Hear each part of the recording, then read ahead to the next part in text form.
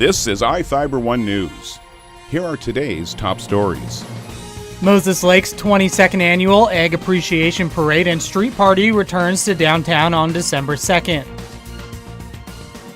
Royal football's run in the 1A state playoffs continue Friday night against LaSalle. 3 years after a flower shop denied service to a same-sex couple, the case is still tied up in court. From the iFIBER 1 newsroom, this is iFIBER 1 News, and it starts now. Moses Lake's 22nd Annual Egg Appreciation Parade and Street Party returns to downtown on December 2nd. The street party begins at 5 p.m. at Sinkayu Square and includes performances from Dance FX and Kenny and Echo Nash. The party also includes Christmas music and carolers, hot cocoa, a marshmallow roast, and more at participating downtown businesses.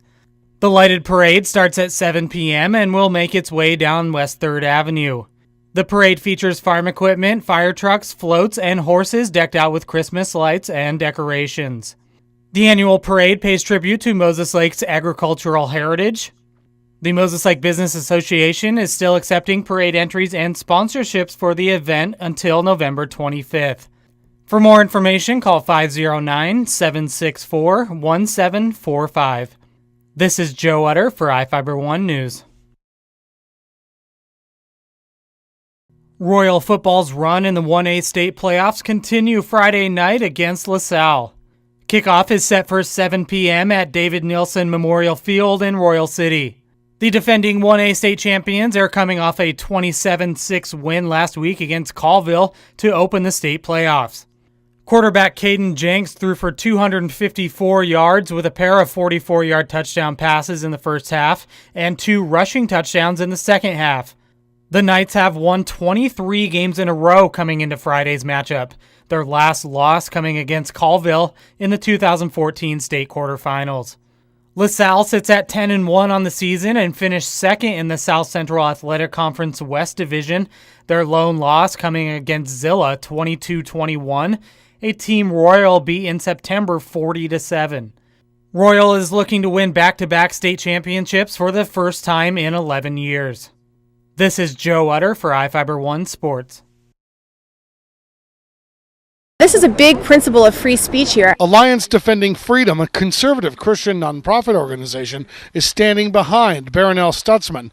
It all began back in 2013 when Stutzman refused customers Kurt Fried and Robert Ingersoll's request to make wedding flowers. Stutzman said it would violate her religious convictions if she participated in a same-sex wedding. It wasn't that I wouldn't create something for Rob. It was something I couldn't create for Rob. Her supporters and attorneys believe Washington state law is flawed, that Stutzman's religious freedom and free speech protect her from violating her conscience. Creative professionals should not be forced by the government under threat of severe punishment to create custom work for religious ceremony that violates their religious beliefs. The Washington State Supreme Court heard arguments this morning in a case that's being watched across the country. State Attorney General Bob Ferguson, along with the American Civil Liberties Union, claimed Stutzman discriminated against the gay couple and violated state public accommodation laws. She's denying service to a gay man who wishes to have flowers for a same-sex wedding. That is very, very explicitly discrimination. Supporters for both sides filled the auditorium early and maxed out overflow viewing rooms. After the hour-long hearing, Stutzman spoke to supporters. The court will decide whether the government has the power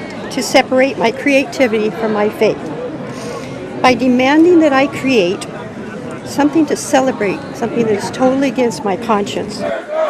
But supporters for Fried and Ingersoll are convinced the court will side with them. Your religious belief has full room to be joyful within the doors of your church, but once you open those doors to the public and you serve the public, you have to treat everybody equally.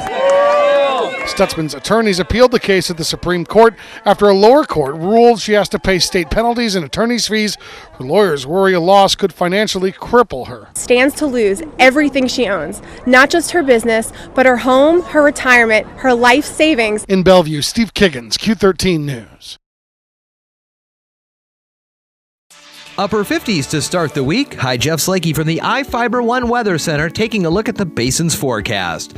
Near 60 for your Monday with partly cloudy skies. May see a little bit of rain through the overnight into Tuesday, where highs are going to be about 56. We're starting to get down into the low 30s over the next couple of days, and by week's end, we could see a little more rain. For iFIBER 1 News, I'm Jeff Slakey.